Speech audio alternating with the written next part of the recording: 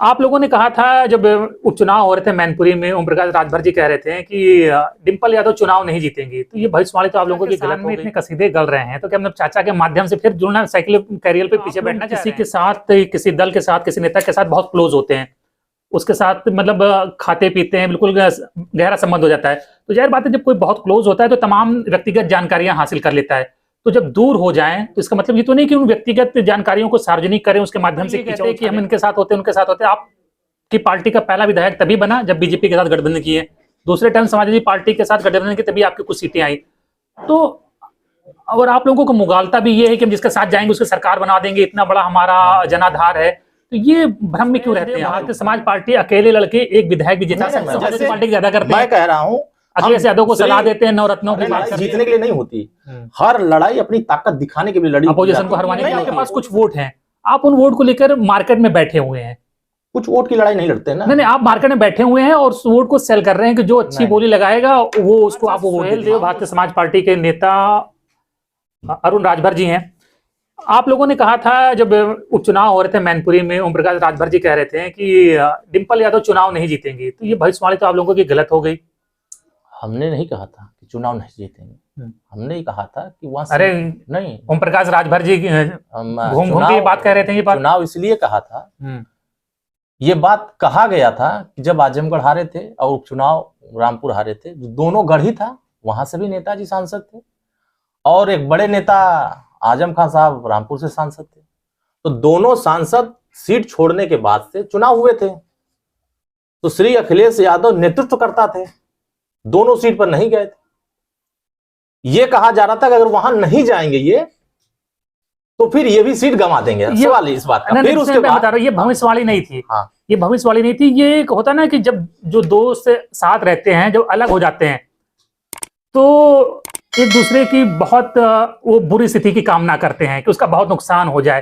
तो ये उसी तरह की भविष्यवाणी थी कि आपका जब समाजवादी पार्टी से डिवोर्स हो गया, अलग हो गए, तो अब आप लोग चाहते हैं कि समाजवादी पार्टी जैसे दोस्त होता है ना कि वो खाली बुरी कामना करता है अपने फॉर्मर दोस्त के लिए, ये उस तरह की भविष्यवाणी थी कि नाश हो जाए, हार जाए, मतलब बदुआ टाइप का मामला था ये। हमने चाचा जब एक नहीं थे तब भी हम कहते थे कि चाचा को एक होना जरूरी है, और चाचा का आशीर्वाद जब तक भतीजे को नहीं मिलेगा तब तक कामयाबी नहीं मिलेगी। आखिर वही हुआ। हमारे कहने से अगर चाचा के शरण में भतीजे गए तो कहने आशीर्वाद तो हमारा भी तो लगा उनको, और वो आशीर्वाद नहीं लगता तो शायद जो लंबे समय से युद्ध चल रहा था कि चिट्ठियां जारी होती थी, एक दूसरे पर आरोप क्या क्या नहीं लगाए जाते थे, तो वो आरोप प्रत्यारोप के दौर में मैनपुरी में नेताजी के स्वर्गवास होने के बाद वो सारे प्रत्यारोप खत्म हुए और श्री अखिलेश यादव शिवपाल यादव जी को आप लोग चाचा कह रहे हैं, तो इसका मतलब क्या अब नया डोरा डाल रहे हैं? चाचा हमेशा चाचा है, चाचा अनुभवी नेता है। चाचा उत्तर प्रदेश में नेताजी के साथ काम करके जमीन पर लोगों को एक पहचान दिया है, और चाचा ने हमेशा प्रयास किया है। हमने हमेशा देखा है कि उन्होंने प्रयास किया है कि लोग एकजुट रहें, और यही काम नेताजी करते थे, लोगों को एकजुट करना, हर समाज को जोड़ना। यही काम माननीय ओम प्रकाश राजभर जी श्री अखिलेश यादव जी को समझा रहे थे कि आप सबको एक करके लेके चलो। चाचा के शान में इतने कसीदे गल रहे हैं, तो क्या मतलब चाचा के माध्यम से फिर जुड़ना, साइकिल कैरियर पे पीछे बैठना चाह रहे हैं? चाचा प्रयास करेंगे तो देखा जाएगा। राजनीति में संभावनाएं बनी रहती हैं, रास्ते बने रहते हैं। रास्ते कहां बंद होते हैं? समीकरण, परिस्थितियां और समाज की मांग रास्ते बना देते हैं। कितने अपॉर्चुनिस्ट होंगे, कितने मौका परस्त होंगे? पहले आप बीजेपी के साथ थे, तो उसका साथ छूटा तो बीजेपी उनके नेताओं को पानी पी पी कर गालियां दी, साइकिल पर बैठे, साइकिल से अलग हुए, फिर समाजवादी पार्टी, नवरत्न, अखिलेश यादव को आप लोगों ने क्रिटिसाइज करने में कोई कमी नहीं रखी, और अब बात बीएसपी से नहीं बनी, कांग्रेस से नहीं बनी, बीजेपी से नहीं बनी, तो अब ये बात चाचा से बात कहीं बनी नहीं। ये साफ दिख रहा है ना, बीजेपी जो दिखता है वैसा होता नहीं है। अगर हमने कोई बात कहा तो उसके अच्छे के लिए कहा। अगर अगला आदमी यह समझ ले कि मेरी बुराई कर रहा है, कोई बीमारी पकड़ में आ गई तो उस बीमारी को दूर करने के लिए, उसका इलाज करने के लिए उसकी टैबलेट दिए जाते हैं। अब वो टैबलेट हमने दिया कि श्री अखिलेश यादव जी नवरत्नों से घिरे हुए, वो फैसला लेते उनके इशारे पर। उनकी पार्टी है ना, वो चाहे जैसे चलाएं। आप कैसे कह सकते हैं कि 9 रत्न या 10 रत्न करें? आप अपनी पार्टी के मालिक हैं, वो तो उनकी स्ट्रेटेजी है, वो कैसे चलाते हैं। सहयोगी दल थे, हाँ, और सहयोगी दल की जिम्मेदारी है कि कामयाबी कैसे मिले। हम तो नहीं कहे, चाचा ने कहा, ये बात तो हमने नहीं कहा कि चाचा ने खुद कहा श्री अखिलेश यादव जी चापलूसों से घिरे हुए हैं, असली समाजवादी हम हैं, नकली समाजवादी वो है, हम तो नहीं कहते।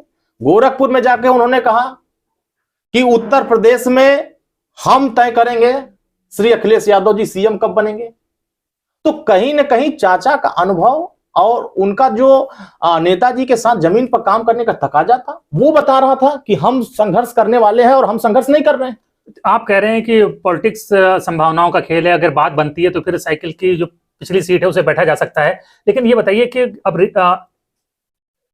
रिलायबल रह गए हैं आप लोग, पार्टी यकीन कैसे करेगी कि सुहेलदेव समाज पार्टी आज साथ है? वो तो कैसे, एक भरोसा भी तो, भरोसा नाम की भी चीज है ना, एक विश्वास भी तो होना चाहिए। ये बात अगर हमारे ऊपर सवाल उठ रहा है कि सुहेलदेव भारतीय समाज पार्टी कभी इस दल में कभी उस दल में, सुहेलदेव भारतीय समाज पार्टी बनी रहती है, राजनीतिक दोस्तियां होती रहती हैं। हम उठाकर देखें 2017 में श्री अखिलेश यादव जी ने राहुल गांधी जी से दोस्ती किया, लेकिन क्या मजबूरी थी उनसे दोस्ती करने का? वो एक समीकरण था। दोस्ती तोड़ने के बाद गालियां तो नहीं दी ना, एक बहुत कुछ कहा, क्रिटिसाइज तो नहीं किया ना, बहुत कुछ कहा। भाई ठीक है, बात नहीं बनी तो एक सम्मानजनक तरीके से अलग हो गए। ये चीज कहा जो कांग्रेसियों ने आरोप लगाया कि एक तो सीट भी ज्यादा दे दिया और जीतने भी नहीं दिया, यादवों ने वोट नहीं किया।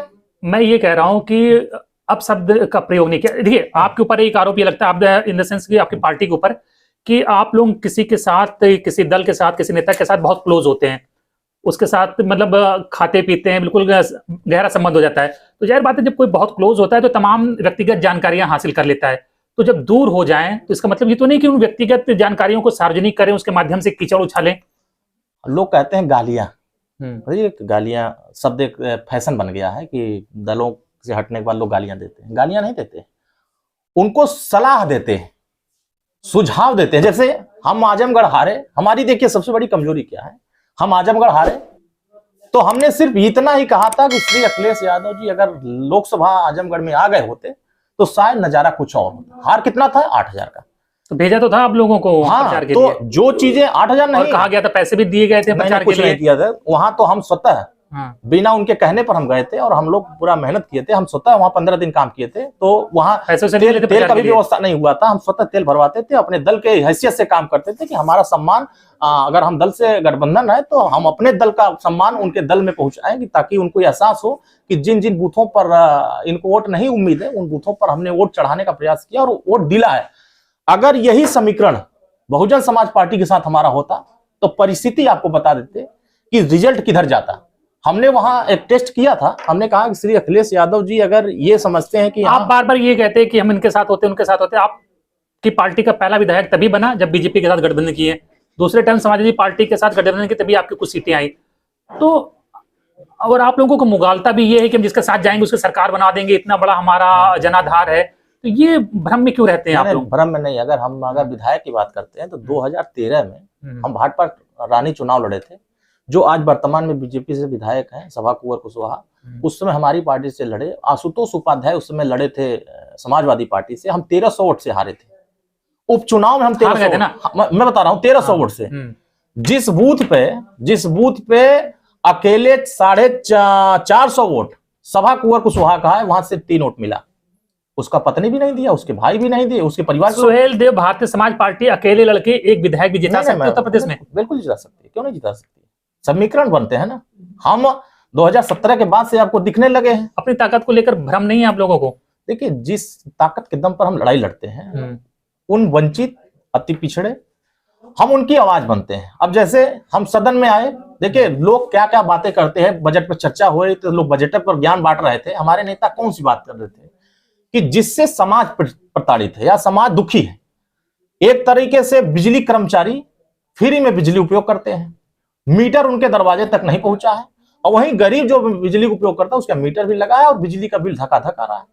हमारे नेता ने कहा कि अगर उनको बिजली फ्री दी जा रही है तो उनके यहां भी मीटर लगा करके जीएसटी से वसूली किया जाए, ताकि उनको भी पता चले कि हम कितना इस्तेमाल कर रहे हैं और गरीब को कितना इस्तेमाल दे रहे हैं, और उतना बिजली हमारे यहाँ आ रहा है कि उनके यहाँ कितना जा रहा है। जब वहां स्मार्ट मीटर की बात आई, सदन में खड़ा होकर गरीबों की बात कर रहे हैं, आपके सजातीय मंत्री अनिल राजभर, उन्होंने कहा है कि ओम प्रकाश राजभर उनकी पार्टी का पूरा फोकस यही है कि चैरिटी बिगिन एट होम, यानी कि घर परिवार बच्चे सेटल हो जाए, परिवार पॉलिटिकल रूप से स्टेबल हो जाए, हम और बस यही मकसद है। हम घरेलू बिजली के बिल माफी पर जब सदन में बोल रहे थे, हाँ, तो कोई विधायक, हर विधायक इस परेशानी से पीड़ित है। क्या वहां की जनता परेशानी नहीं है? वहां की जनता भी दुखी है, लेकिन ये कह नहीं पाते हैं, सदन में बोल नहीं पाते हैं, क्योंकि कोई सत्ता पक्ष में बैठा है और कोई अपने नेता के सारे बोलता है। हमारे नेता ने जब आवाज उठाई, क्या ये हमारी समस्या थी कि उत्तर प्रदेश में हर विधानसभा में हर गांव की जनता, चलिए तो सब नेता कहते हैं, हर कोई कहता है, सरकार भी कह रही है जनता के लिए काम कर रहे हैं।